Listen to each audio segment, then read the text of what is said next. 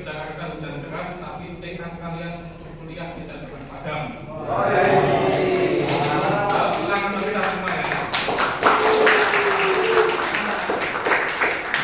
Ya baik, pada pertemuan kali ini kita masuk pada materi keempat, ya, yaitu tentang cluster processing and multi-criteria decision analysis. Pertemuan sebelumnya kita telah membahas apa itu tentang data vektor di dalam GIS dan permintaan. Apa itu data vektor? Bagaimana kita mengolah data vektor melalui tools geoprocessing, ada buffer, ada clip, ya. Kemudian ada overlay dan seterusnya. Pertemuan selanjutnya kemarin kita telah membahas tentang bagaimana citra satelit itu dihimpun, ya, merekam sebuah objek, kemudian bagaimana kita mampu mengunduh data citra satelit hingga kita akan memanfaatkan data tersebut untuk sebuah riset. Nah, sekarang masuk pada cluster processing and multi-criteria decision analysis, ya. Contohnya apa? Misalkan kita akan melakukan sebuah pemetaan pada sebuah kawasan. Misalkan kemarin adalah kita bahas tentang evaluasi kesesuaian lahan. Nah, itu ada S1, S2, S3 dan N. Maka kemudian seyogianya kita perlu melakukan kriteria. Kriteria S1 seperti apa? Kriteria S2, S3 dan N seperti apa? Nah, itu yang disebut sebagai multi kriteria. Multinya apa? Multi apa artinya? Banyak. Artinya apa? Kalau multi atau banyak, parameter yang kita gunakan banyak. Kalau kalian masih ingat, parameter kesesuaian lahan itu ada iklim, ada curah hujan, suhu, kelembapan, jumlah hari hujan. Kemudian parameter topografi, ada apa topografi? Slope, kemiringan, ya kan? Rawan terhadap erosi apa tidak? Parameter tanah, ada unsur N, P, K, pH dan seterusnya. Kan banyak itu unsurnya. Maka itu semua disebut sebagai multi kriteria. Decision apa decision? Apa artinya decision? Keputusan. Dari sekian kriteria yang ada, bagaimana cara kita memutuskan bahwa lahan tersebut S1, lahan tersebut S2 dan seterusnya. Atau selain survei evaluasi kesesuaian lahan, kita bisa menggunakan. Nanti kita contohkan ya, kawan kita di kelas ini yang kemarin ikut lomba GIS dan juara 3 ya, untuk mencari potensi biomasa pembangkit listrik biomasa. Nah, bagaimana kita mengulas nanti kita sampaikan. Ya, sehingga pada pertemuan kali ini capaian pembelajarannya adalah mahasiswa mampu menguasai teknik cluster processing dan multi-kriteria decision analysis. Yang terakhir, mampu menganalisis dan menginterpretasi hasil yang didapatkan. Namun sebelum itu, Bapak ada kuis.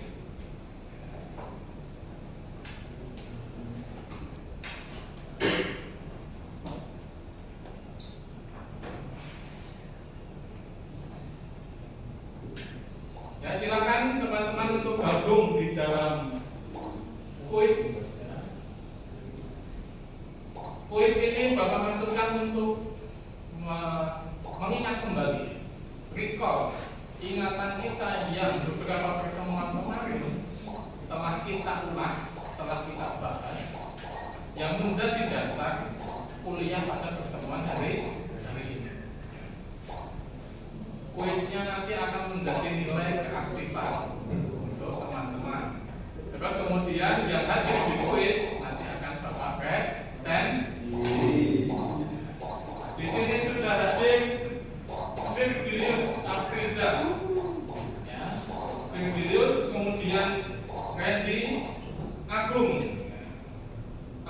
Nur Hasya, Jonathan Tri, Muhammad Nazarudin, Fauzi. Ini siapa nih? Ya. dan seterusnya hingga Robi Kurniawan. Sudah masuk semua kan? Sudah. Kita coba ya.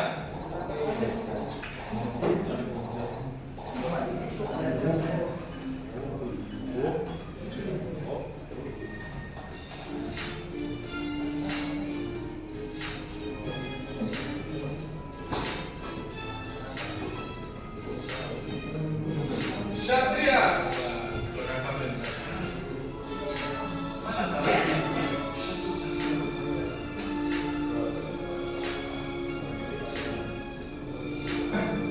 Oke, dipegang juara satu masih Satria dengan skor 1.800. Robi Kurniawan naik, sudah mengerjakan 3 soal.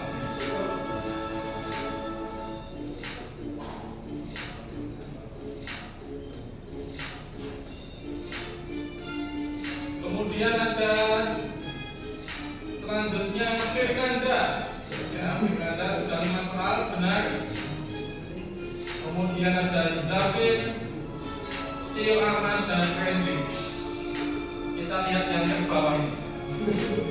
Bahaya ini yang terbawah ya. Ada yang belum mengerjakan ini ya. 01 Rizky Harris, Zia Ainun.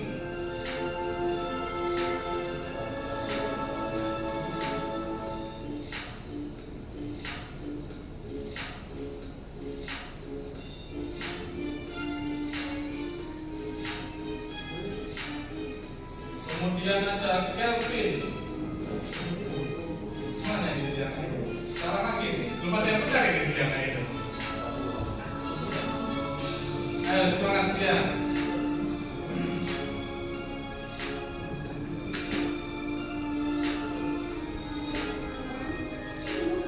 Dan sudah 79% teman-teman menjawab. Robi sudah selesai. Disusul dengan Satria. Kemudian ada, nah ini posisi ketiga belum ditentukan. Ada beberapa orang Zafir dan Anggun Prasetya.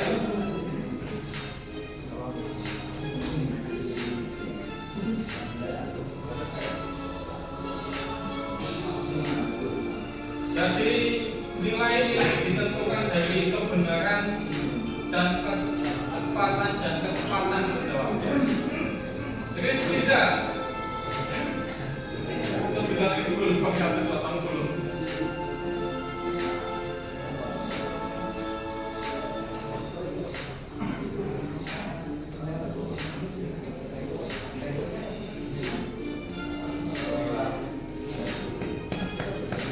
Adityo mana ini Adityo ini? Lama sekali nih Adityo. Ayo Adityo.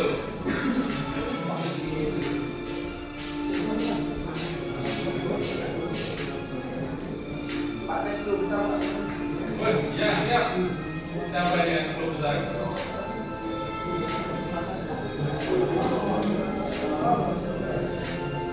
Bisa Robi, Satria, sampai Agung. Coba. Agung. Ada Vivaldi, Mas. Ya, kita berikan waktu 1 menit lagi.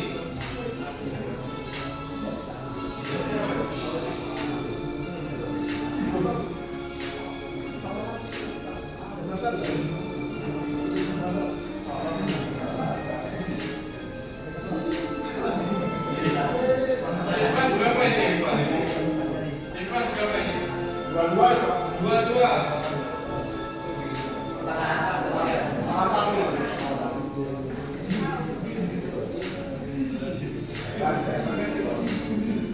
Sampai 85%.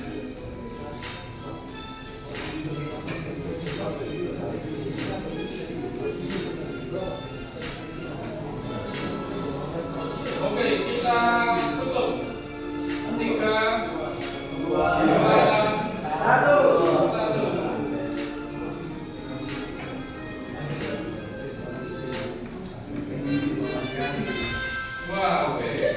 Riza, Robi dan Satria.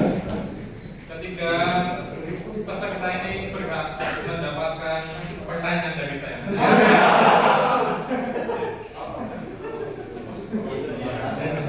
Mendapatkan pertanyaan dari saya karena yang terbaik. Jadi dianggap memori atas beberapa pertemuan kemarin sudah diingat.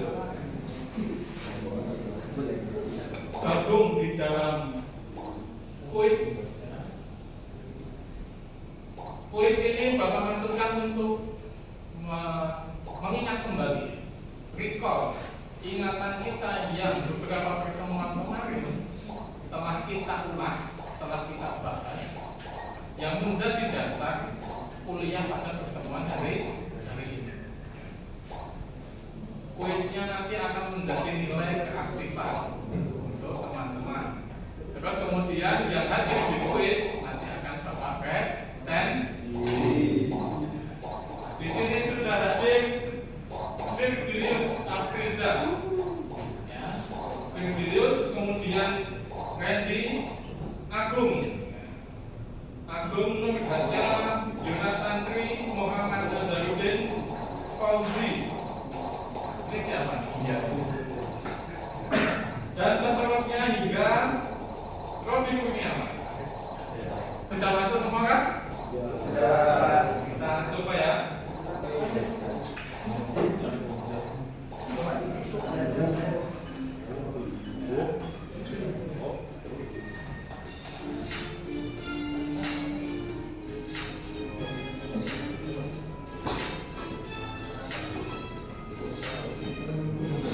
Satria. Mana salah?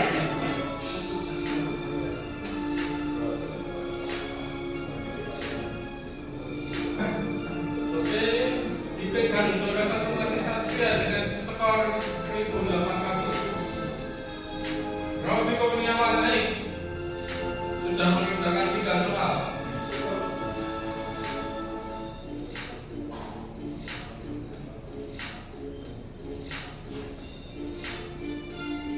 Kemudian ada selanjutnya Firkanda.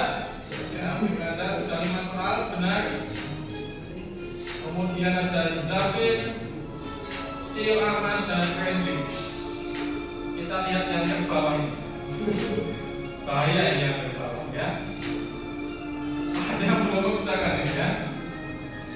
01 Rizky Haris, Zia Ainun.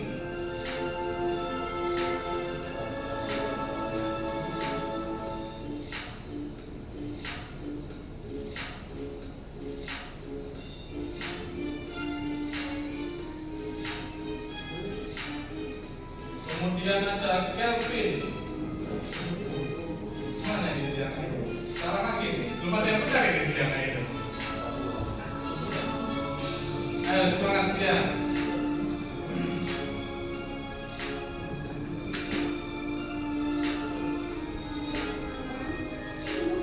Dan sudah 79% teman-teman menjawab. Robi sudah selesai. Disusul dengan Satria. Kemudian ada, nah ini posisi ketiga belum ditentukan. Ada beberapa orang, Zafir dan Anggun Prasetya.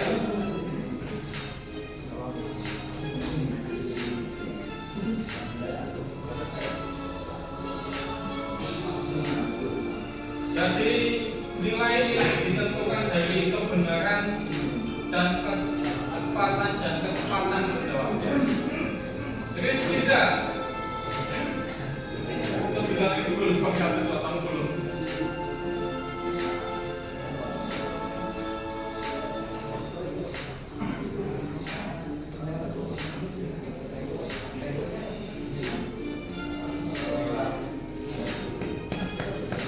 Adityo mana ini Adityo ini?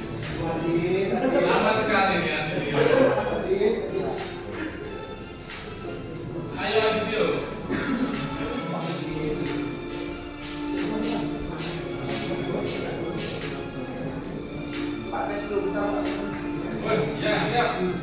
Siapa ini yang 10 besar?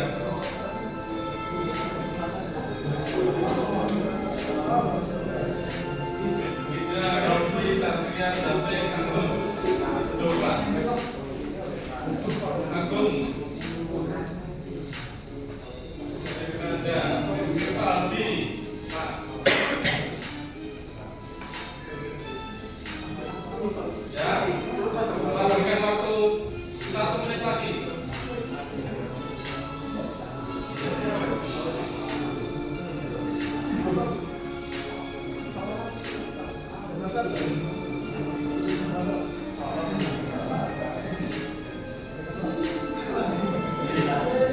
Irfan berapa ini Irfan? Irfan berapa ini? Dua.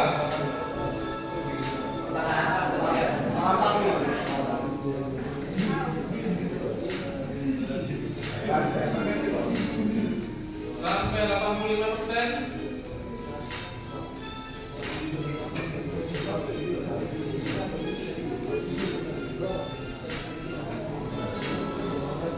Oke, kita tutup. 3, 2, 1.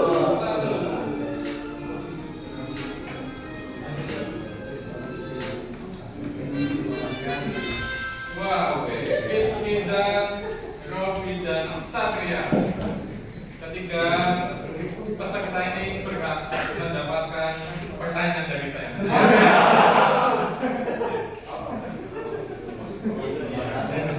Mendapatkan pertanyaan dari saya karena yang terbaik.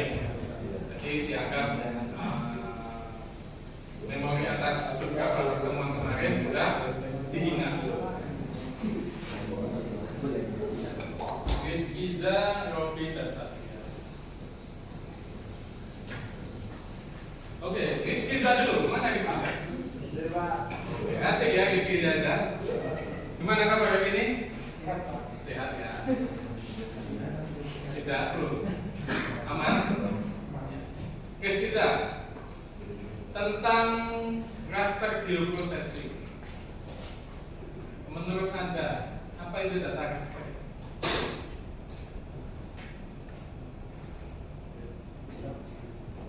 Data raster. Apa itu data raster?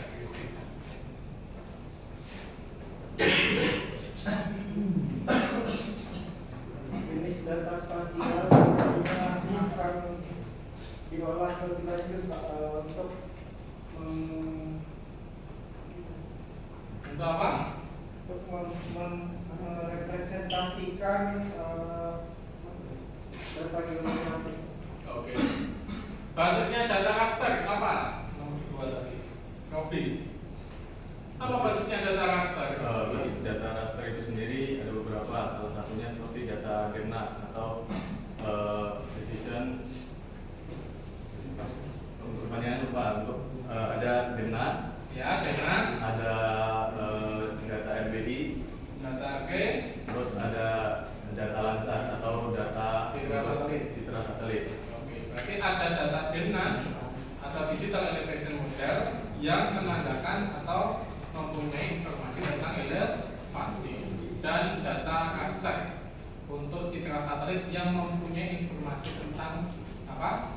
Refleksi sebuah objek.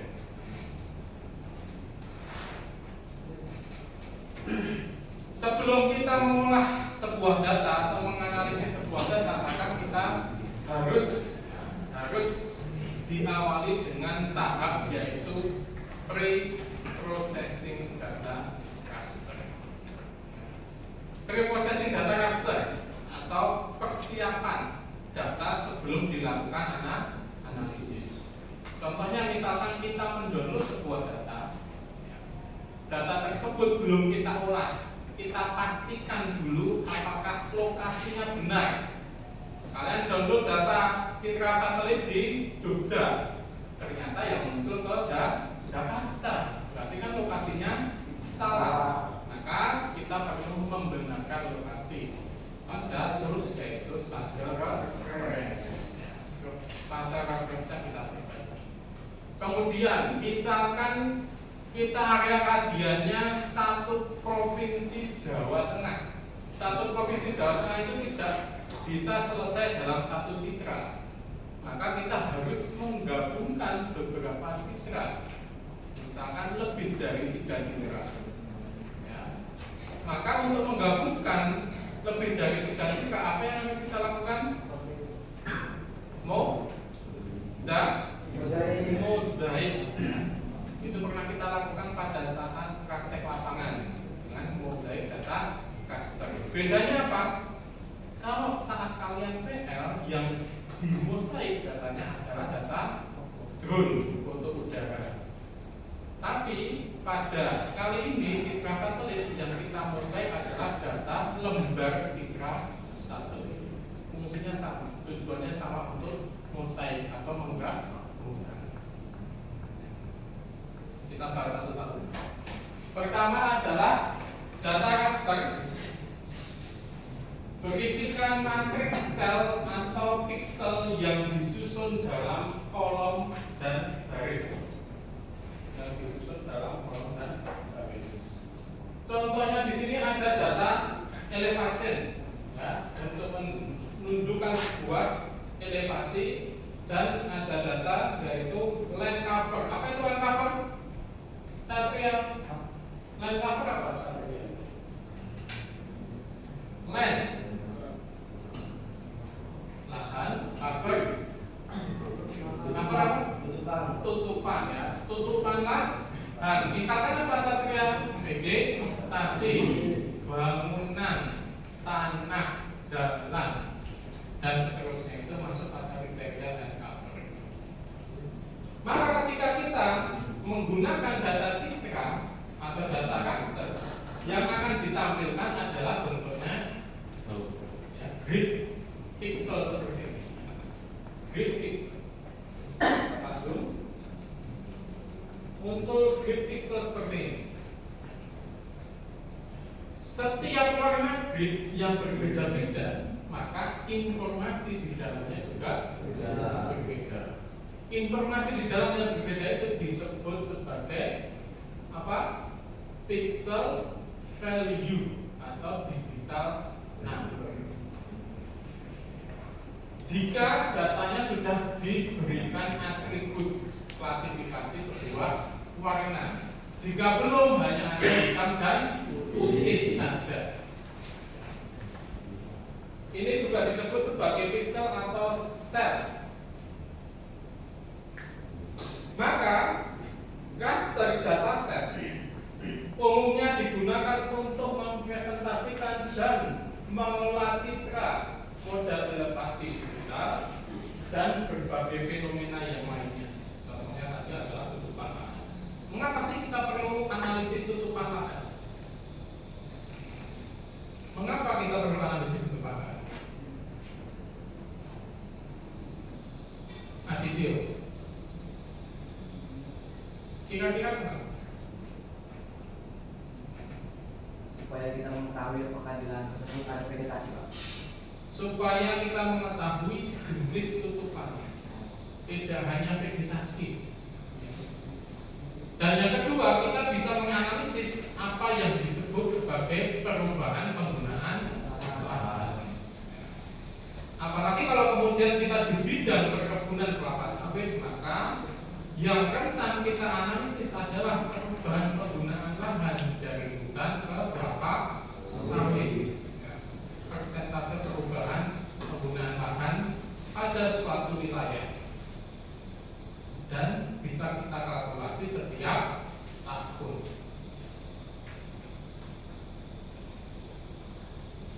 Preprocessing selanjutnya adalah yang disebut sebagai mozaik. Mozaik merupakan kombinasi atau proses penggabungan antara dua atau lebih data raster. Dua atau lebih, ya, berarti tidak ada batasan lebihnya berapa. Batasannya apa?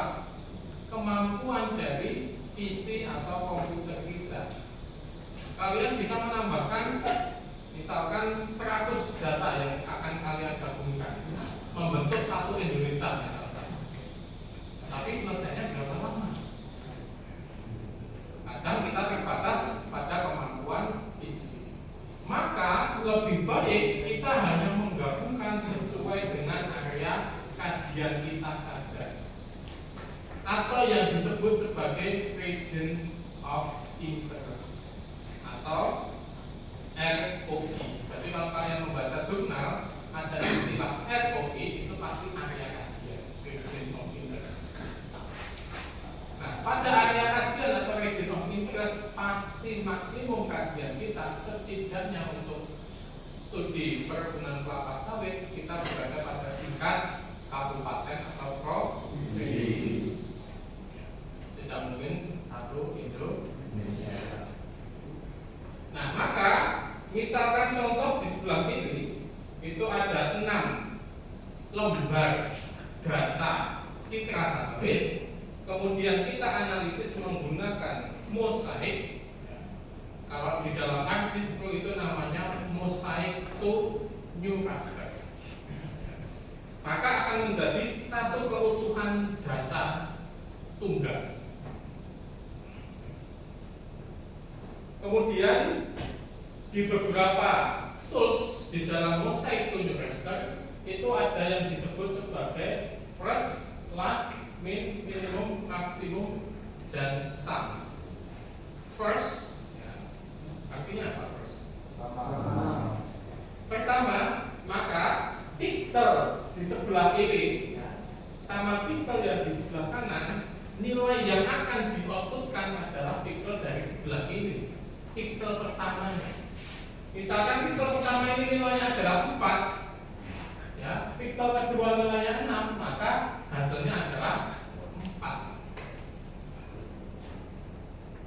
Kemudian last, maka yang diambil adalah akhir.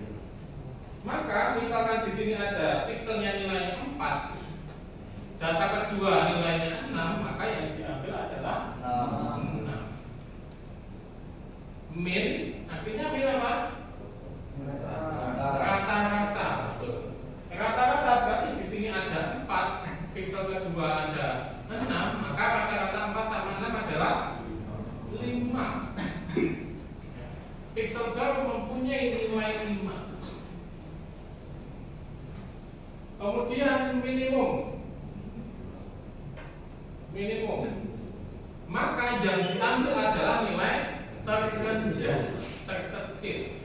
Misalkan pixel pertama nilai 4, pixel kedua nilai 6, maka yang diambil adalah 4. Kemudian maksimum sama, tapi yang diambil yang nilai terbesar. Dan yang terakhir adalah sum. Apa itu sum? Jumlah. Berarti nilai pixel pertama ditambahkan nilai pixel kedua. Mana yang sering kita pakai? Ya, min, yaitu rata-rata dari sebuah nilai pixel. Itu yang kita ambil atau kita gunakan untuk menganalisis mosaik to new raster. Kemudian selanjutnya ini adalah contoh. Ya. Contohnya yang pertama pada tahap pre-processing, before mosaik atau sebelum dilakukan analisis mosaik. Itu ada berapa foto? 4 lembar foto. Kemudian dianalisis menjadi mosaik to new raster, menjadi 1 foto baru. Ya. 1 foto baru. Ada yang tanyakan sampai sini? Tidak ya, cukup jelas ya. Kalau kalian bisa lihat batasnya di sini ada yang warnanya putih sama ada yang warnanya hitam. Ini ada warnanya putih dan hitam. Apa artinya warna putih dan hitam? Hari 3. Apa itu putih? Apa itu hitam? Ini data ini. Iya. Kalau data itu mana data ketinggian tempat? Ketinggian tempat. Semakin warnanya terang putih semakin tinggi. Oke, betul ya. Semakin warnanya terang atau putih, maka menandakan lokasi tersebut semakin tinggi dibandingkan yang warnanya gelap. Kemudian selanjutnya ada pemotongan sesuai region of interest. ada dua yang kita lakukan, yaitu dengan klik sama dengan extract by mass. Ya. Itu sama-sama pernah kita lakukan pada saat PL praktek lapangan semester kemarin. Klik ya, akan kita analisis dari ketika hasil yang kita harapkan itu membentuk area berupa apa? Perimeter kotak. Tapi kalau kita analisis menggunakan extract by mass, maka bentuknya akan menyerupai batas yang kita inputkan, batas feature yang kita input.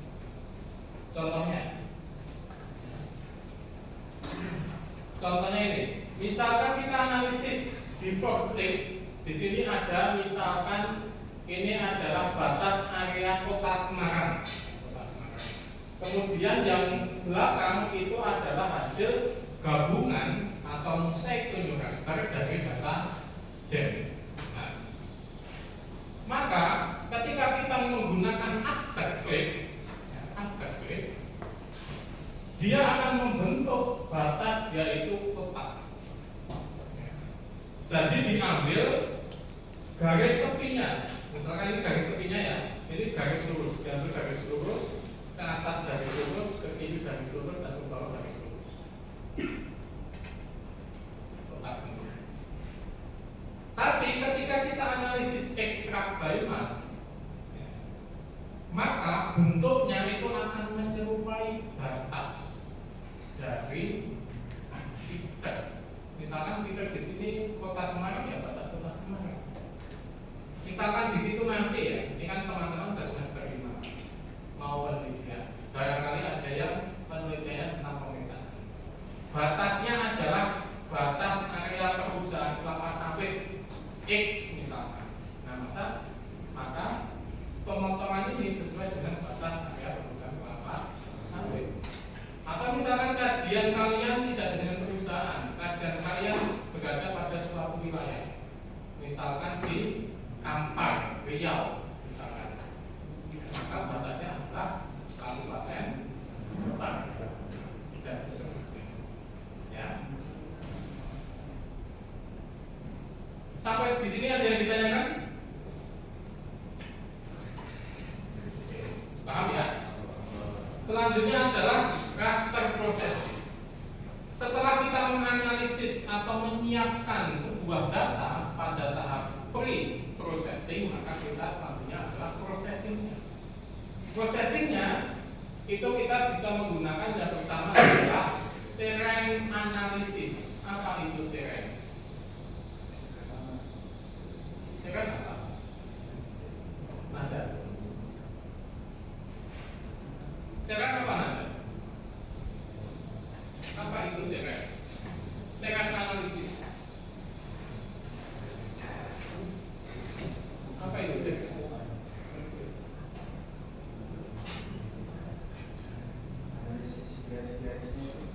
Analisis garis. Apa contohnya analisis garis? Nah, garis kontur contohnya. Terus yang kedua, apa lagi?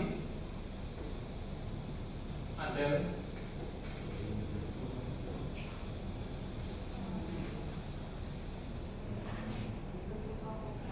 bentuk topografi. Terrain itu adalah medan. Analisis medan. Medan bukan kota ya. Barangkali di sini ada yang dari Medan. Nah, jadi bukan kota medannya, tapi medan itu adalah permukaan bumi.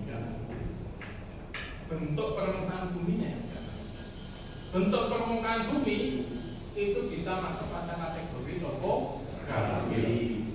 Ya, maka yang dianalisis dalam tools di ArcGIS Pro itu adalah topografi. Ya, misalkan apa? Slope atau kemiringan lereng tadi ada. Nada, kontur atau apa? Elevasi ketinggian. Ya, misalkan apa lagi? Aspek arah hadap lereng. Kurvatur, bentuk lereng cembung sama cekung misalkan. Terus ada lagi apa?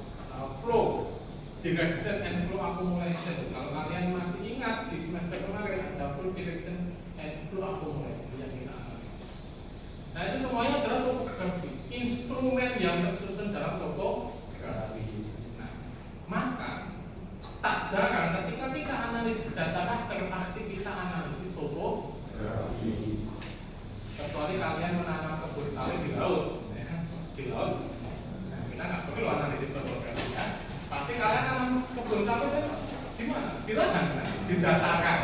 Didatakan itu mempunyai bentuk.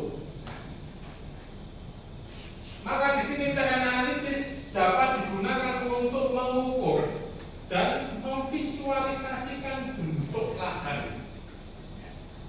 Memvisualisasikan, maka ada lahan yang flat, datar, ada lahan yang miring, bahkan ada lahan yang curam. Melalui input data raster elevasi, selanjutnya dapat diperoleh informasi dengan menghasilkan kumpulan data baru. Beberapa contoh adalah kontur, kemiringan lereng, arah hadap, dan relief. Ya, kita coba satu-satu. Pertama adalah tools hillscape. Tools hillscape digunakan untuk menciptakan sebuah bayangan. Ya, menciptakan sebuah bayangan. Hal ini mengasumsikan datangnya sinar matahari dari dua sudut, yaitu azimuth sama altitude. Maka karena kita menciptakan sebuah bayangan, data yang semula warnanya hitam putih itu akan menjadi data baru yang membentuk, ya, yang membentuk topografi. Dia tidak mempunyai nilai. Yang kita ambil adalah visualisasinya. Rentang nilainya pasti dari 1 sampai 255. 1 sampai 255 itu adalah nilai bit binary of pixel saja. Ya. Tapi bentuknya yang kemudian kita ambil. Untuk apa sih kita perlu analisis hillscape? Untuk mengetahui apa bentuk? Fungsinya apa bentuk ini? Coba.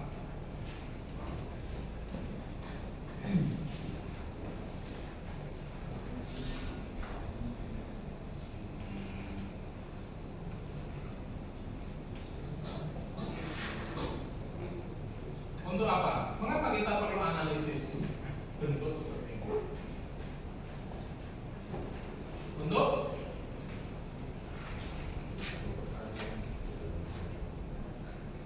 apa? Mengetahui apa? Mengetahui kondisi lahan. Maka dengan kita menganalisis hillscape, seolah-olah imajinasi di dalam kita melihat sebuah data, itu kita bisa membedakan dengan mudah mana area yang miring, mana area yang datar, mana area yang berbukit, mana area yang lembab. Ya, jadi kita akan cepat membedakannya. Itu menggunakan tools hillscape. Mana nih? Ini kawasan A, ini kawasan B. Mana yang datar? B. Kawasan A berbukit. Padahal ini tadi yang dilihat oleh Ardika. Jika tadi bicara semakin terang datanya, maka semakin tinggi. Semakin gelap datanya, maka semakin rendah. Kalau terang sama gelap itu kan tipis. Dosa juga kayak gitu. Dosa dan pahala kan terang dan gelap ya. Jadi siraman apa? Nah, tapi kalau di sini kita bisa secara langsung.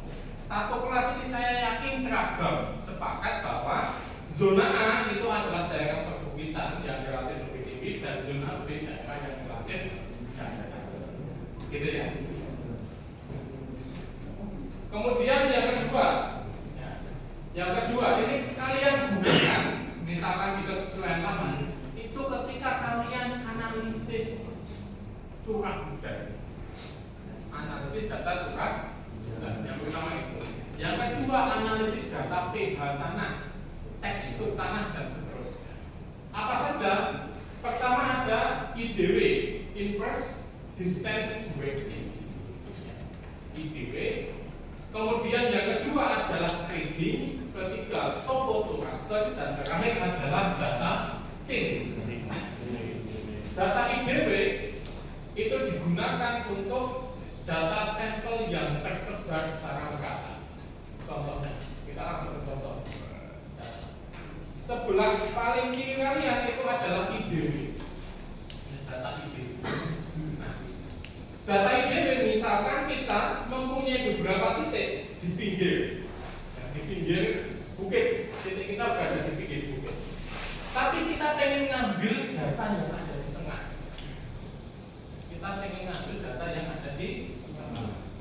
Maka kita bisa menggunakan tools namanya IDW. Secara eksplisit membuat asumsi hal yang berdekatan satu sama lain cenderung lebih mirip, cenderung akan lebih mirip. Misalkan Bapak akan baca,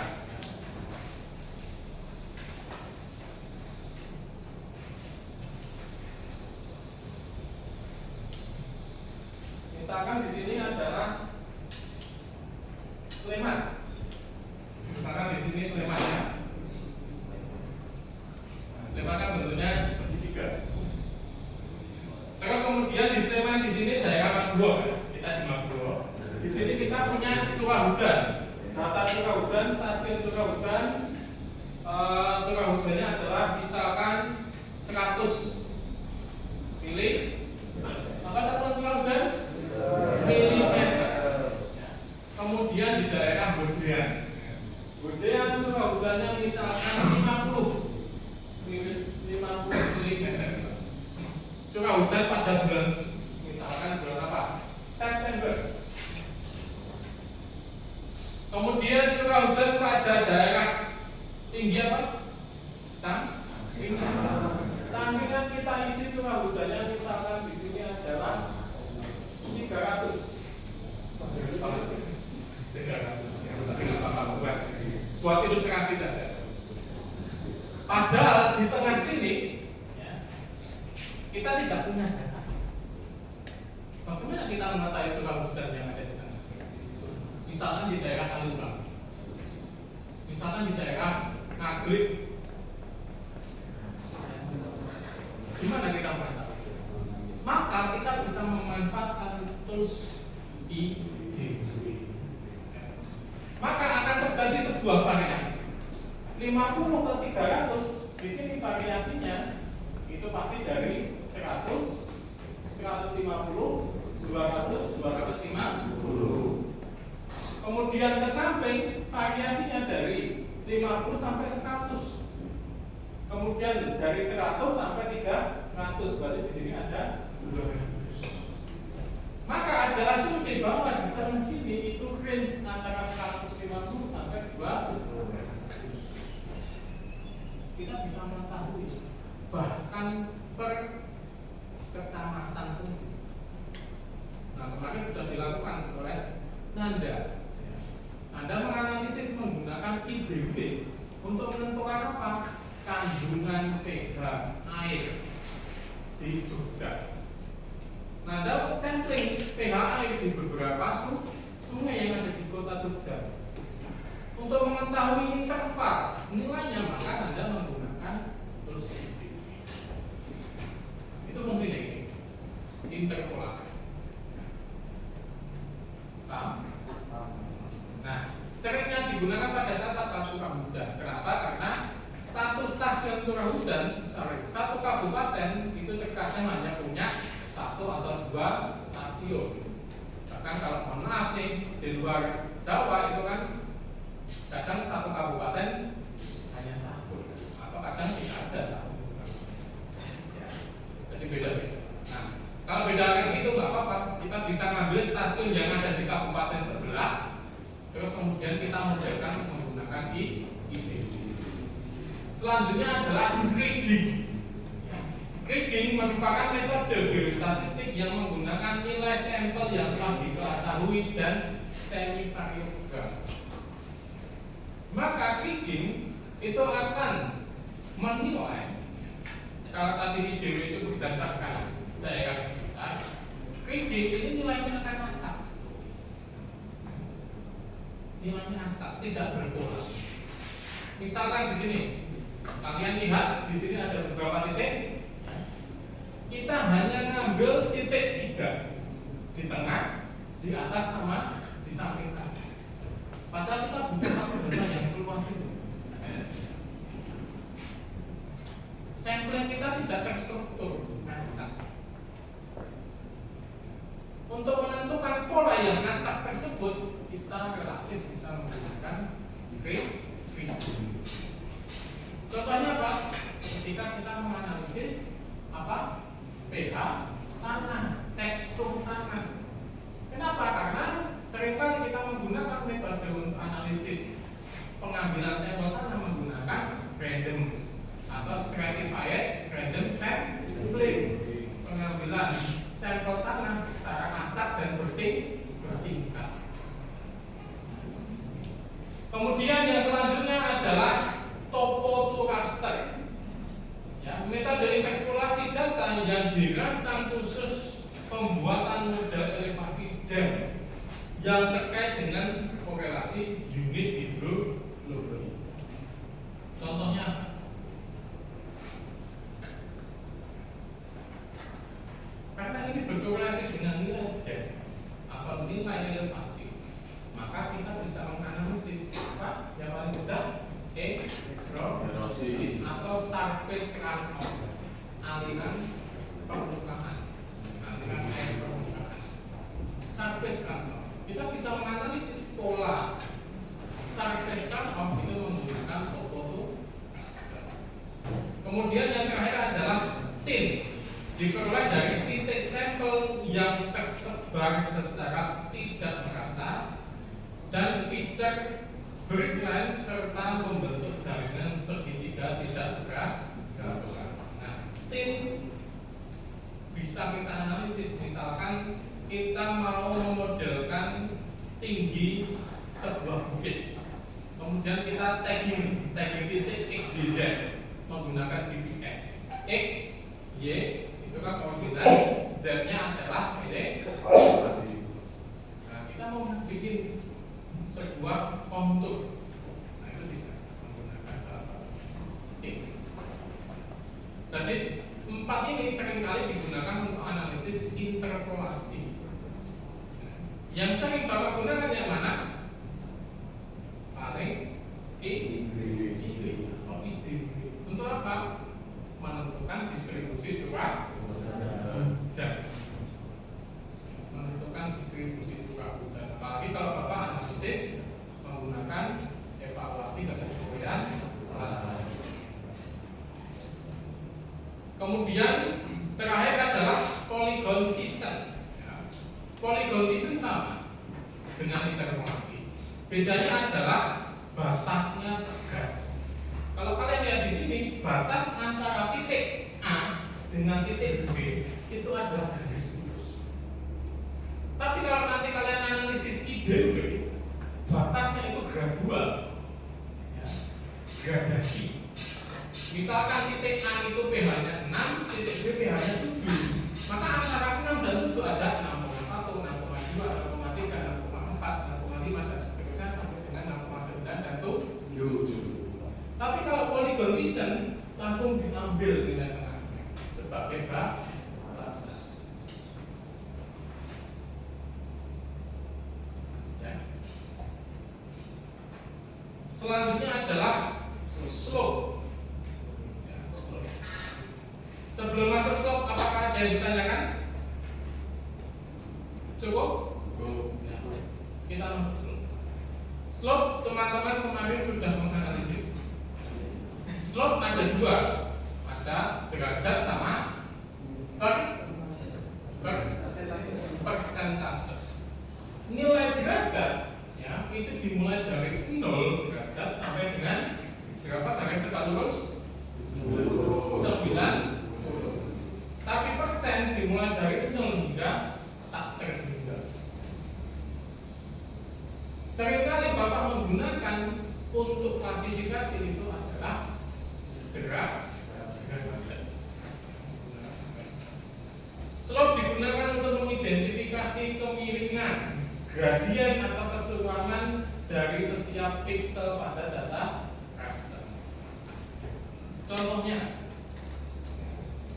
kalian bisa lihat tadi data DEMNAS yang telah dimosaik jadi satu, kemudian dipotong menggunakan extract by mass.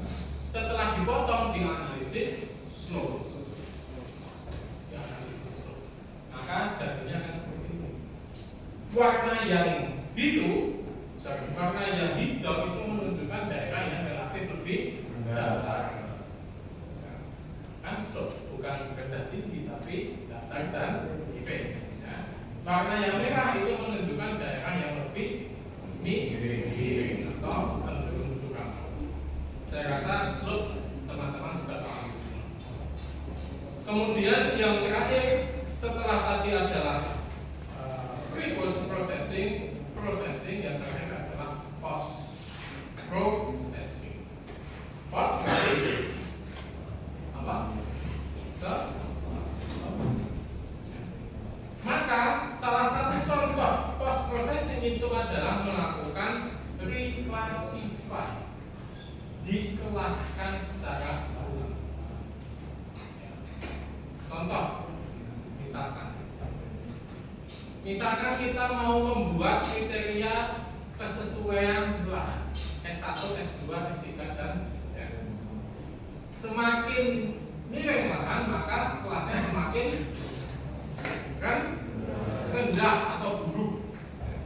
Semakin lahannya datar maka kelasnya akan semakin tinggi atau bagus. Maka kita bisa memberikan klasifikasi pada data slope. Misalkan data slope 0 sampai dengan 3 kita berikan poin pengibaran, misalkan 10. Ya. Kemudian 3 sampai 8 kita tambahkan poin dan seterusnya. Nah, jadi kita memberikan nilai atau skor. Nah, nilai atau skor ini yang kemudian menjadi dasar pada kita menganalisis multi kriteria decision analysis. Karena skornya yang kemudian dituangkan, skornya yang kemudian dianalisis. Dan contoh, nih sudah dicontohkan pada slope untuk reclassify. Nilai 1 sampai 3 slope-nya, maka poinnya kita berikan nilai 5 dan seterusnya. 3 sampai 7, 3, 1, 5, 2, 4, 5, 4, 1. ND itu tidak teridentifikasi. Maka kita akan menghasilkan data baru yang berisi tentang reclassify, post processing. Nah, selanjutnya data post processing tersebut kita kaitkan dengan kelasnya. 0 sampai 2 itu adalah flat atau datar, dan sampai dengan lebih dari 55 derajat itu maksudnya adalah extremely steep atau sangat terjal curam. Kita kelaskan. Jangan lupa kalau kalian mengolah data GIS itu selalu ada satuan hektar. Dikasih tahu area di Kabupaten Sleman yang miring itu berapa persen, berapa hektar, yang datar berapa hektar dan seterusnya. Itu aja. Data raster hasil dari pengolahan ataupun kelas juga dapat diubah menjadi data vektor. Jadi dari raster ke vektor itu bisa diubah. Toolsnya apa? Raster to apa? Raster to view polygon. Maka ketika diubah menjadi data vektor, bentuknya akan seperti ini. Batasnya akan semakin lebih jelas. Sudah tidak bergabung lagi, tapi tegas.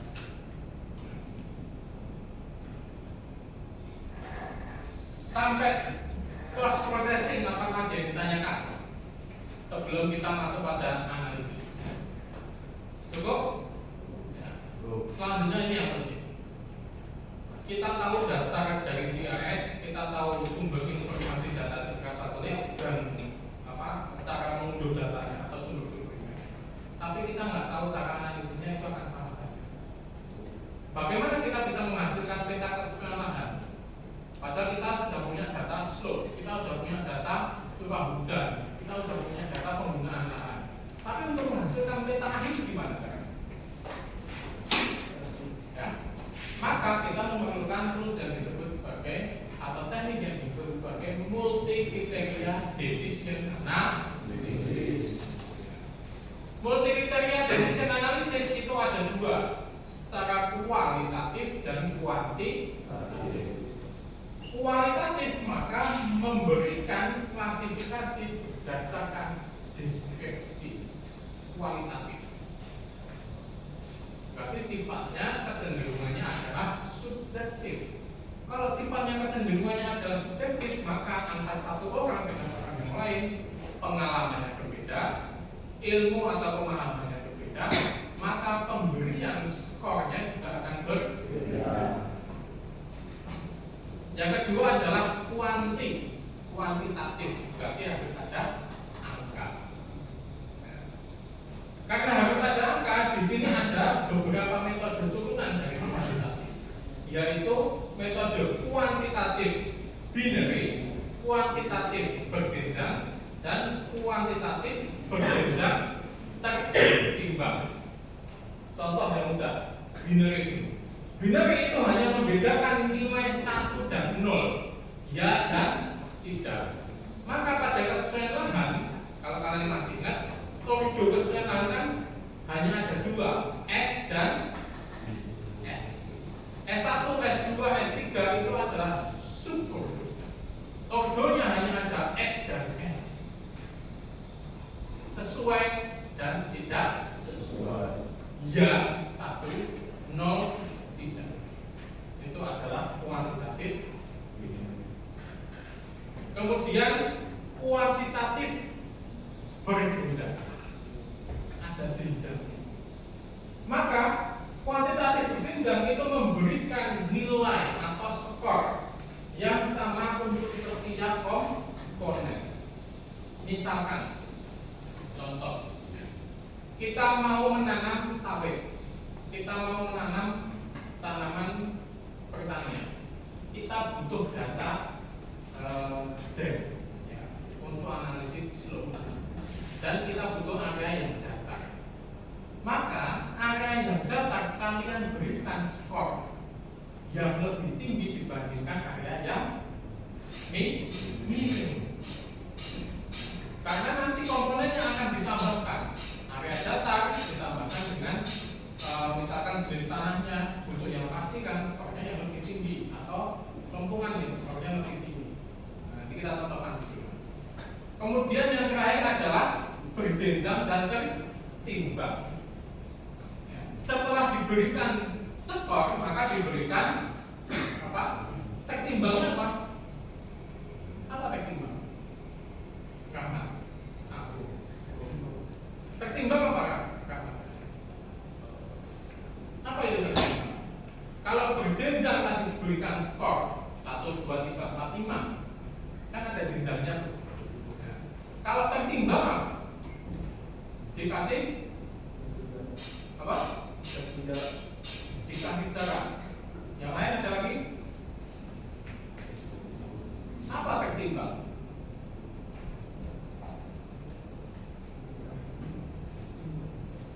Timbang apa timbang?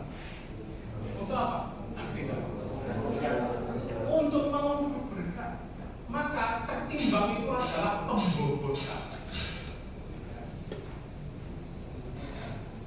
Contoh, data kesesuaian lahan. Data kesesuaian lahan itu ada klimatologi, topografi, tanah, kemudian sama penggunaan lahan. Maka dari 4 kriteria tersebut, mana bobot paling besar?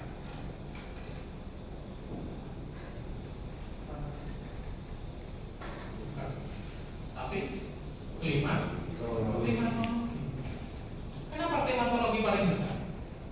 Karena kalau kamu nanam pada kondisi klimatologi yang berbeda, itu tidak bisa kita modifikasi. Kalau tanah kekurangan unsur N misalkan, kita bisa pupuk N, memberikan pupuk N. Tapi kalau klimatologi mau kamu kasih AC tidak ada, tidak. Jadi 5 itu menjadi bobot paling. Nanti ada contoh juga. Nah, itu contoh awal ya.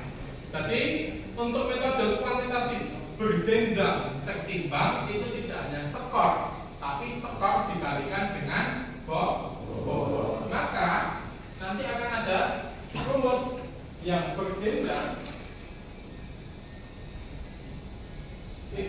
Itu hanya skor atau SI, tapi berjenjang tertimbang itu adalah SI kali WI.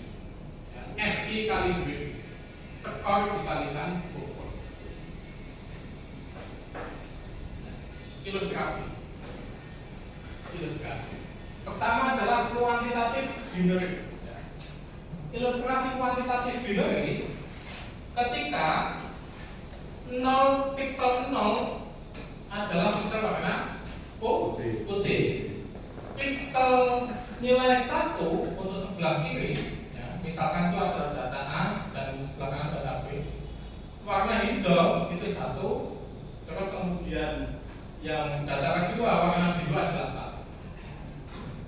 Kan ini kita belum pengerasan, hanya ada 0 dan 1. Maka 0 kali 0 hasilnya 0. Maka putih kalikan dengan putih, pixel warna putih yang pojok kiri dikalikan dengan pixel warna putih, maka hasilnya pixelnya warna putih karena 0. 0 kali 1 0. Pixel warna putih sama pixel warna biru hasilnya putih 0. Ya kan? Kemudian kalau tadi sudah 0 kali 0, 0 kali 1. Sekarang 1 kali 0. Pixel warna hijau dengan pixel warna putih, maka hasilnya pixel warna putih. Nah, baru sebelahnya pixel warna hijau nilainya 1, pixel warna biru nilainya 1, 1 kali 1 2. Itu udah ketika kita analisis yang disebut sebagai kuantitatif ya dan tidak. Kemudian kuantitatif tertimbang. Ada data A, ada data B, ada kelas. Biasanya kelasnya bisa sampai 5, 1, 2, 3, 4, 5. Tapi ini contohnya hanya kelas 1 dan 2 saja. 1, 2, 1, 2. Kelas 1 kali kelas 1, kelas 1 tambah kelas 1, maka hasilnya 2. 2 itu 0, putih. Warna hijau dengan warna putih, maka akan berarti 1 tambah berapa? 2 tambah 1, maka hasilnya 3. Kemudian warna hijau sama warna biru 2 tambah 2 hasilnya 4. Dikelaskan. Rendah sedang tinggi. Simpel kan? Yang agak berat adalah yang terakhir. Kuantitatif tertimbang dikelaskan. Habis itu terbobot diberikan bobot. Kelasnya adalah 1, 2 sama, tapi bobotnya berbeda. Yang 1 0,35 yang sebelah kiri sama 0,7. Terus 0,65 sama 1,3. Yang keduanya bobotnya kalau di rata-rata harusnya sama. Misalkan tertimbang terbobot, maka harus dikalikan antara nilai 1 dikalikan dengan 0,35 ditambahkan 1 dikalikan dengan 0,65, berarti putih dengan putih hasilnya 1. 1 kali 0,35 berapa? 0,35.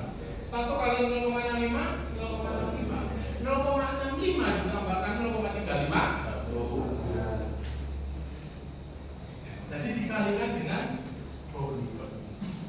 Misalkan ini data topografi dan data curah hujan. Yang hijau topografi, yang kanan curah hujan. Tadi curah hujan bobotnya lebih tinggi, misalkan kita kasih 60%. Topografi kita kasih data misalkan 40%. Maka nilai 1 dikalikan 0,4 atau 40%. Itu mewakili data bulan. Yang kanan sama 1 dikalikan dengan 60%. Bobotnya dikalikan dengan bobot dulu baru ditambah. Maka rumusnya pasti ada yang disebut sebagai apa ini tandanya ini? Sigma. Pasti sigma I sama dengan 1 sampai dengan N. I itu adalah parameter, 1 itu adalah parameter ke 1, N itu adalah parameter ke N. Oke? Bisa dipahami? Kemudian contoh mudah untuk menentukan daerah yang rawan longsor. Ada data tutupan lahan, curah hujan, kemiringan lereng, jenis batuan dan keberadaan patahan. Maka kita bisa menganalisis yang disebut dengan kejadian tanah longsor. Kita analisis berdasarkan skor. Semakin tutupan lahan, longsor itu terjadi ketika tutupan lahannya lebat atau tidak? Tidak. Nah, berarti yang semakin gundul lahannya, bobotnya akan semakin apa? Petanya apa? Peta kerawanan tanah longsor. Berarti semakin gundul datanya, data apa tutupan lahannya, maka bobotnya akan semakin tinggi. Ditujukan untuk apa dulu kita bikin ya. Kalau kesesuaian lahan, nah sebaliknya ya. Tapi ini kita bahasnya adalah tanah longsor. Berarti faktor-faktor yang mengakibatkan tanah itu longsor diberikan bobot paling tinggi dan skor paling besar ya. Understand? Yes. Kemudian contoh lain adalah ketika kita analisis kemampuan lahan kelas 1 sampai dengan 8 ya, ada beberapa titik kita temukan. Sebelah kiri adalah tekstur tanah, sebelah tengah kemiringan lereng, kedalaman tanah, dan terakhir adalah bahaya banjir. Akar halus, sedang. Kemiringan dari 0 sampai 3 hingga lebih dari 65. Kedalaman tanah itu per meter itu sama semua. Dan terakhir adalah indeks banjir. Kemudian kita analisis daerah dengan kriteria kemampuan lahan yang bagus, maka skornya harusnya mana yang lebih tinggi? Yang bawah atau yang atas? Yang A. Maka semakin tinggi skornya, harusnya kesalahannya akan semakin bagus. Ada kemampuan lahan 1 sampai 8, pola ruang sama kesesuaian lahan, sesuai dan tidak sesuai.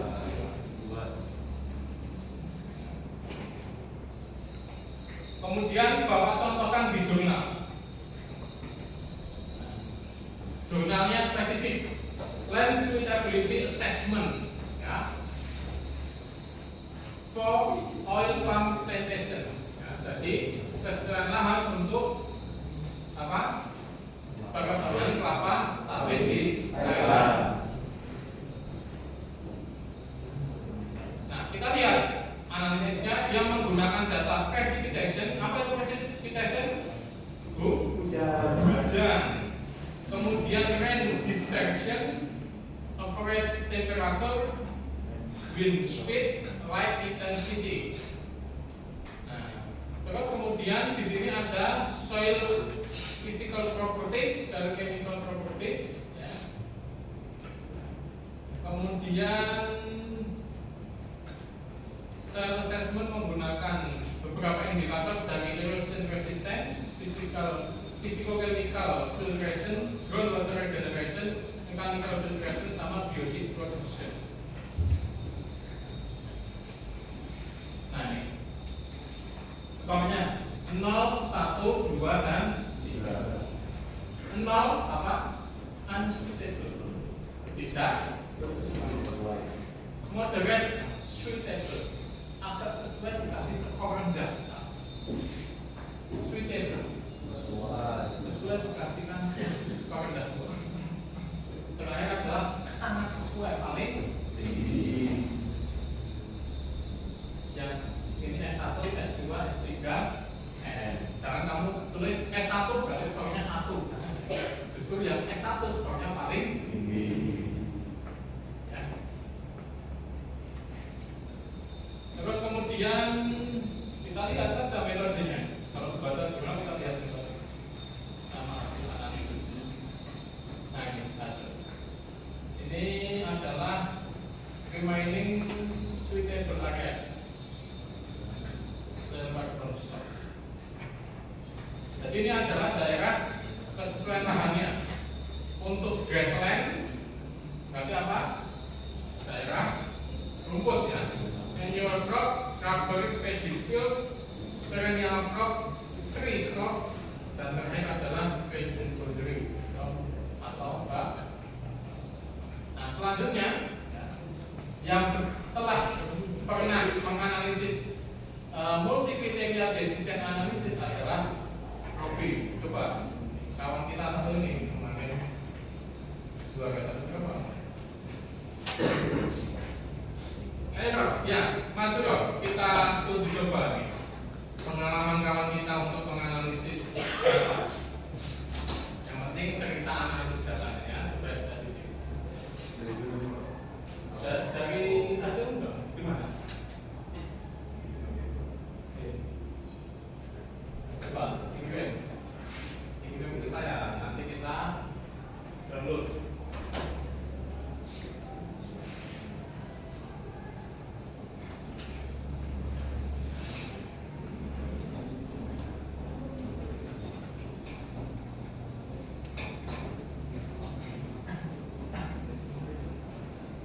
Sudah dikirim ke kami?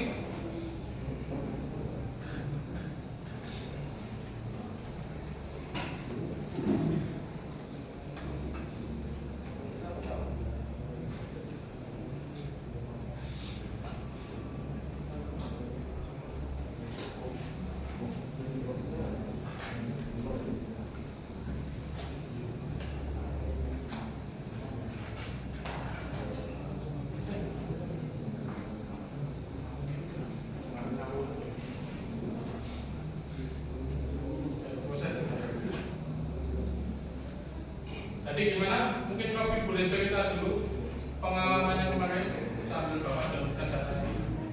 Iya.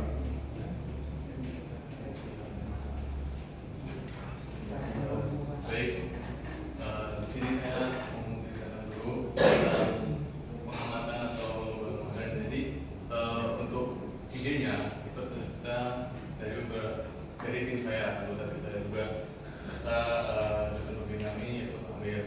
Nah, yang mana kami itu membahas atau meneliti tentang biomasa yang ada di Gunung Kidul, memetakan analisis biomasa, potensi biomasa yang ada pada Kabupaten Gunung Kidul, yang mana setelah kita analisis potensi yang ada pada Gunung Kidul itu, bagaimana sih konversinya ke listrik atau ke watt. Nah, yang bagaimana sendiri di Gunung Kidul itu untuk akses listrik itu masih sangat susah, apalagi desa-desa yang terpencilnya. Nah, sedangkan di Gunung Kidul itu sendiri potensi biomasa yang cukup tinggi, yang mana banyak perkebunan maupun hutan produksi. Salah satunya seperti perkebunan itu ada singkong, jagung, maupun kakao, ada pula kelapa. Nah, sedangkan untuk hutan produksinya itu ada kayu jati putih, setelah itu ada kayu tonoseling, serta ada kayu-kayu yang lainnya. Ya, ya, silakan bro. Ceritakan gimana adanya. Sama analisis datanya ya. Nah, inilah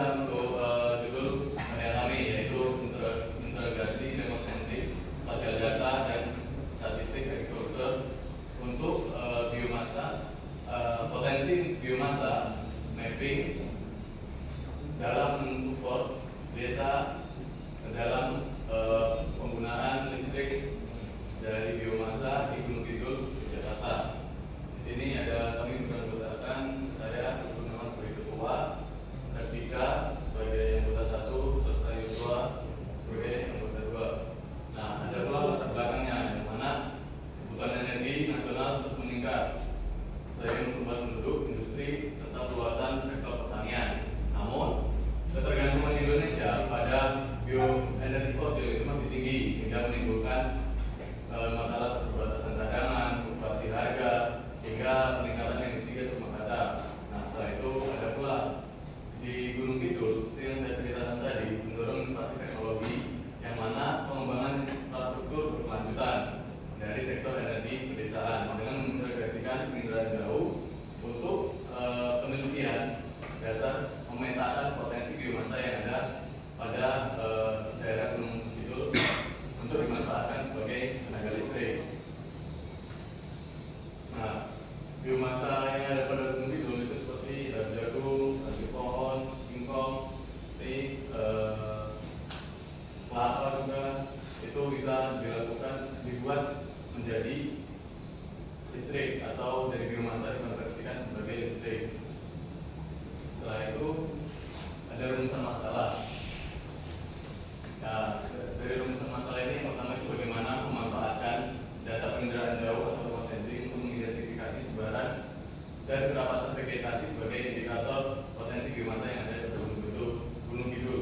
Setelah itu bagaimana sih integrasi data spasial seperti tutupan lahan atau landcraft, topografi itu dari slope dan penggunaan lahan atau land use. Dengan statistik pertanian dapat digunakan untuk memperkirakan volume biomasa yang ada pada Gunung Kidul secara kuantitatif. Setelah itu di lokasi mana saja wilayah dengan potensi biomasa yang paling tinggi yang layak dikembangkan sebagai sumber bahan bakar bagi pembangkit listrik yang ada pada Gunung Kidul. Setelah itu dan rumusan masalah yang terakhir, bagaimana hasil pemetaan potensi biomasa dapat mendukung perencanaan energi terbarukan daerah secara berkelanjutan di Gunung Kidul. Nah, setelah itu ada tujuannya, yang mana untuk pertama menganalisis potensi biomasa yang ada pada Gunung Kidul menggunakan data penginderaan jauh, menghasilkan peta distribusi spasial potensial biomasa sebagai dasar perancangan pembangunan energi biomasa, mengidentifikasi lokasi prioritas pengembangan pembangkit listrik skala desa berbasis biomasa di wilayah penelitian atau di wilayah Gunung Kidul, mendukung strategi energi terbarukan dan ketahanan energi lokal sebagai target nasional untuk menuju net zero emisi 2060. Nah, dari sini ada konsep pemetaannya, yaitu merupakan salah satu sumber energi terbarukan yang berasal dari bahan organik, baik dari tanaman, hewan maupun limbahnya, dapat dikonversi menjadi energi melalui proses biologis, kimia ataupun termokimia. Energi biomasa berperan penting dalam diversifikasi sumber energi nasional dan mitigasi emisi karbon karena bersifat netral terhadap karbon atau CO2 yang dilepaskan saat pembakaran. Potensi energi biomasa merupakan pendekatan spasial yang digunakan untuk mengidentifikasi, menginventarisasi dan mengevaluasi potensi sumber biomasa berdasarkan distribusi geografis, produksi lahan, serta jenis komoditas yang ada pada lahan tersebut. Nah, selanjutnya itu ada metodologi, yang mana yang pertama itu sumber data yang kami gunakan. Ada yang pertama itu ada sumber satelit dari Landsat, Lansat ya. Landsat 8. Data rasternya, tingkat satunya pakai Lansat. Terus apa lagi? Setelah itu ada data digital, elevasi model atau DEMNAS. Kemudian Setelah itu ada data EPI, data rupa bumi Indonesia.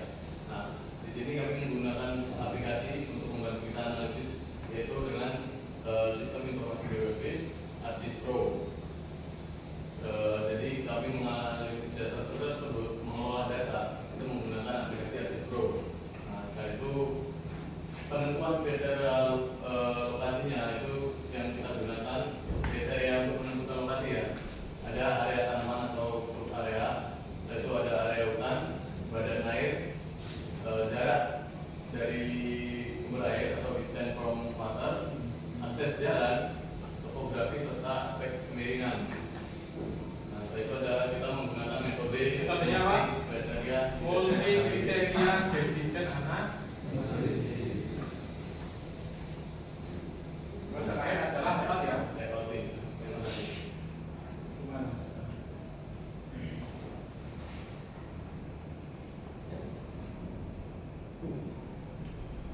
Nah,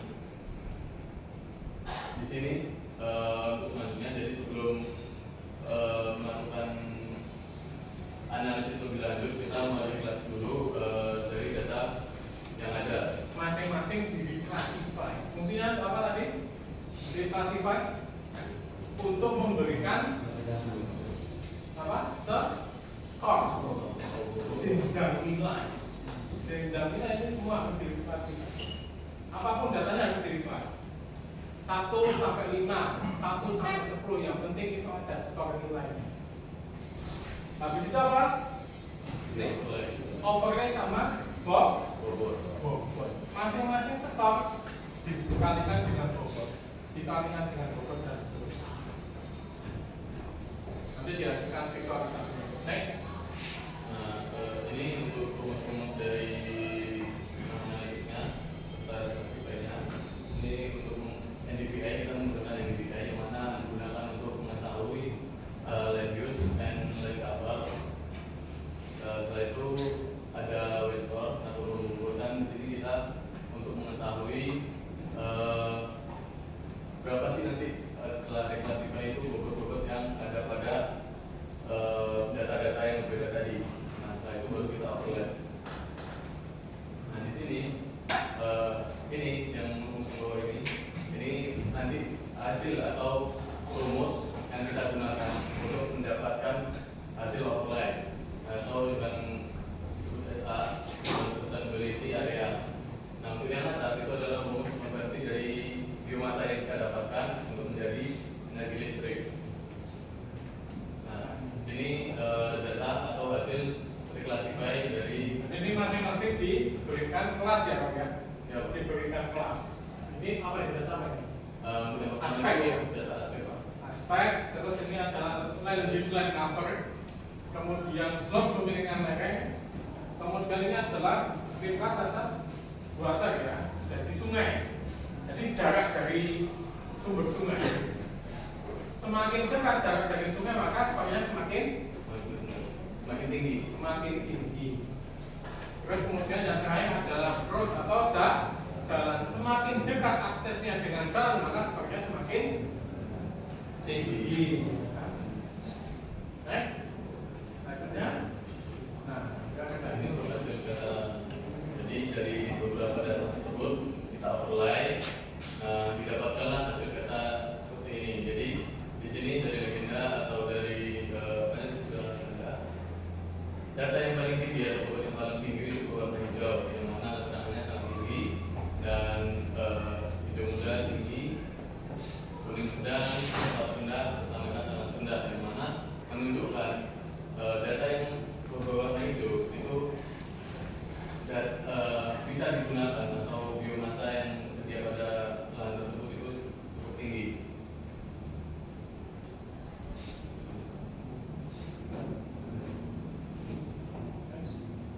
Nah, dari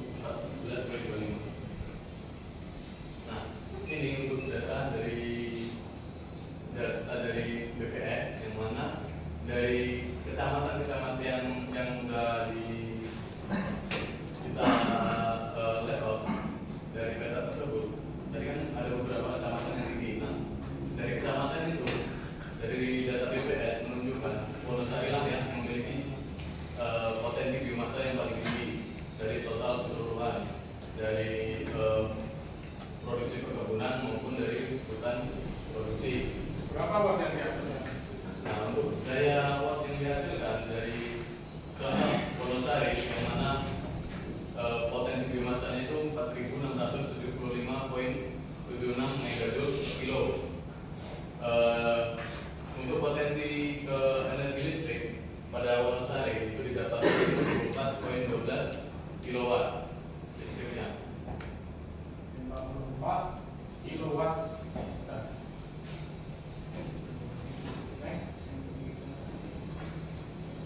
Nah, ini untuk data di wilayah Wonosari.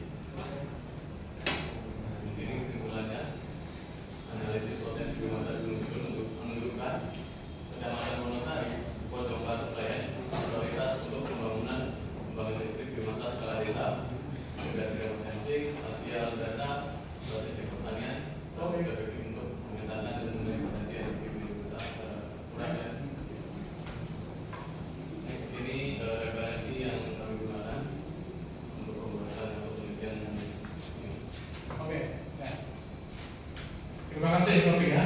Jadi ini tadi pengalaman dari teman kita satu kelas Robi.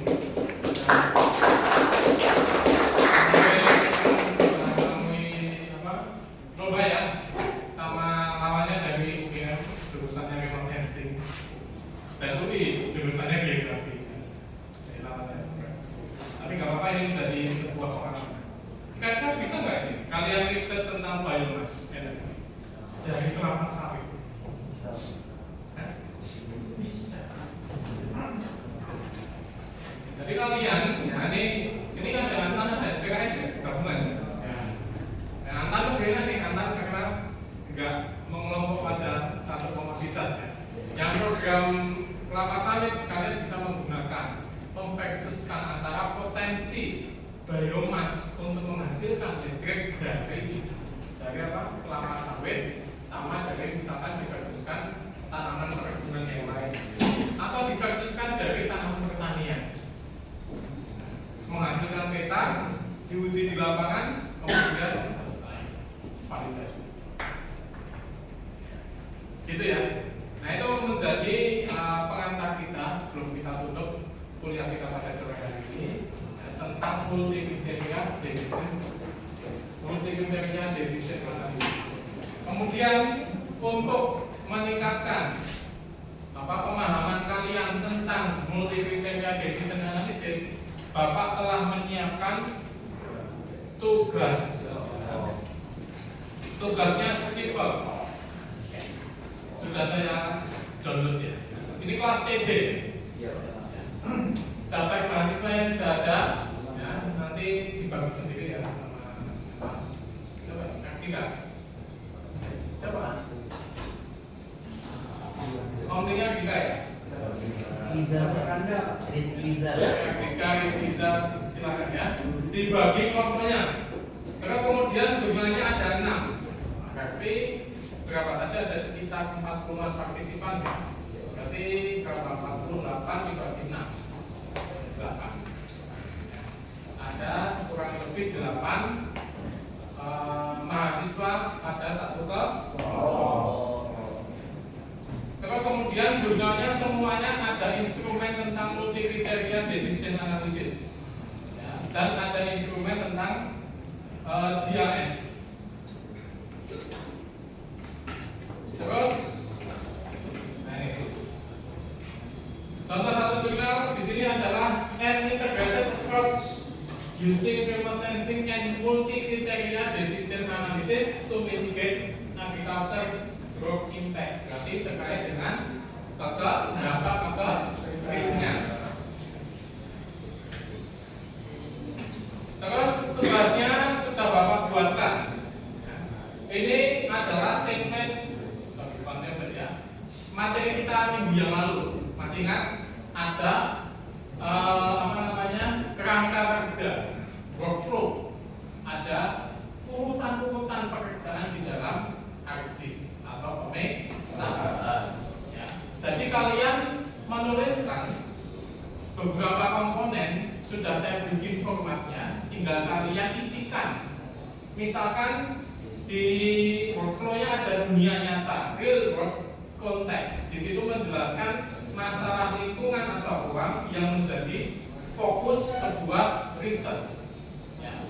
Kemudian rumusan masalah, bagaimana data citra diperoleh. Misalkan tadi Robi menggunakan Landsat 8, cara memperolehnya gimana? Supaya teman-teman bisa mereplikasi. Kemudian pra pemrosesan, ada pra, kemudian ada penajaman citra, ini maksud pada processing, kemudian ekstraksi informasi tematik, dan terakhir adalah post processingnya adalah uji aplikasi. Ya. Hingga yang terakhir adalah pada kesimpulan dari sebuah jurnal. Ya. Tinggal diinputkan saja. Jurnalnya jurnal tersebut akan kita bahas minggu depan. Sekaligus nanti minggu depan kita masuk pada materi praktek. Ya. Nanti praktek Bapak akan kenalkan yang disebut sebagai Google Earth Engine. Ya. Di Google Earth Engine itu tools tambahan ya, selain GIS. Nanti kalian bisa mendownload dan mengolah data citra. Supaya apa? Kalau kalian ini kan laptopnya nggak sama semua. Ya, kemampuan laptopnya kan nggak sama. Tapi kalian masih menginginkan melakukan penelitian tentang pemetaan misalnya, maka kalian bisa menggunakan salah satunya adalah tools Google Earth Engine. Ya. Bisa dipahami? Oke, sekian kuliah dari Bapak. Ya. Bapak presensi, kebetulan Bapak tadi cari daftar hadirnya belum ketemu, jadi ini Bapak cek secara online ya kan Bapak. Firmanza, Gabriel, tidak ya. Oh. Muhammad Arif, MHD Abiu, Zidan, mana Zidan? Sahrul Fauzi, Aji Panestu. Tidak ada. Robi, Kapin Sixtino, Jeremy Agustian, Tidak ada Pak. Ada Pak. Yosua Fernando, Ramana D. Triyono, Tidak ada Pak. Panangian Simbolon, Bolon nih mana? Tidak ada. Nggak ada tak? No. Randy Alamsyah, Muhammad Nazaruddin, Kelvin Syah Putra, Riko Pradana, Bimo Fabiansa, Yonatan Trinugroho, Andreas Erich, Jovan Frederico, Syatria, Raffi Kunto, Alifian Rizky, Adelia, Haris Safwan, Haris tidak hadir, Jiam Ainun,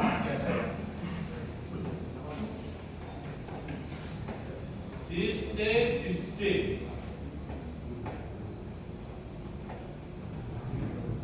Nur Hasela, Vincentius, Muhammad Rafi, no, Tri Dwi Anggoro, Irfan Tri, Alicia,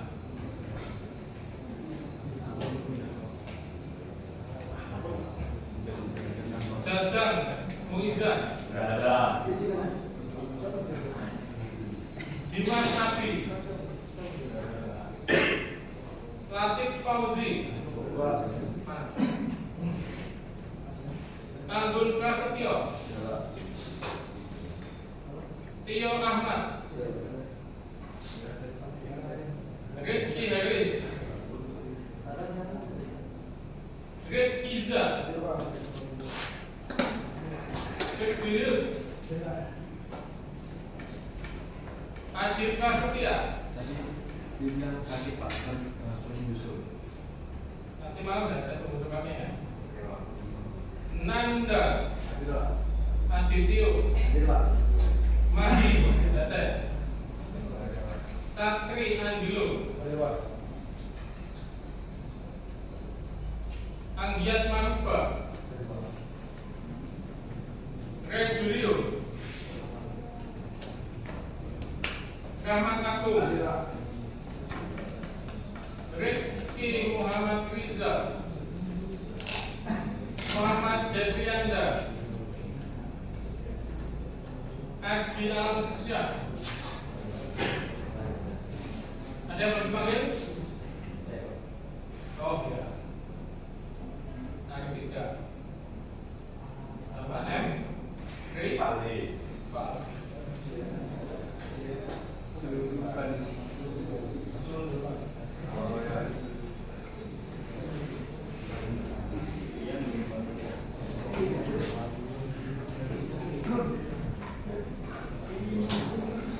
saya set ya.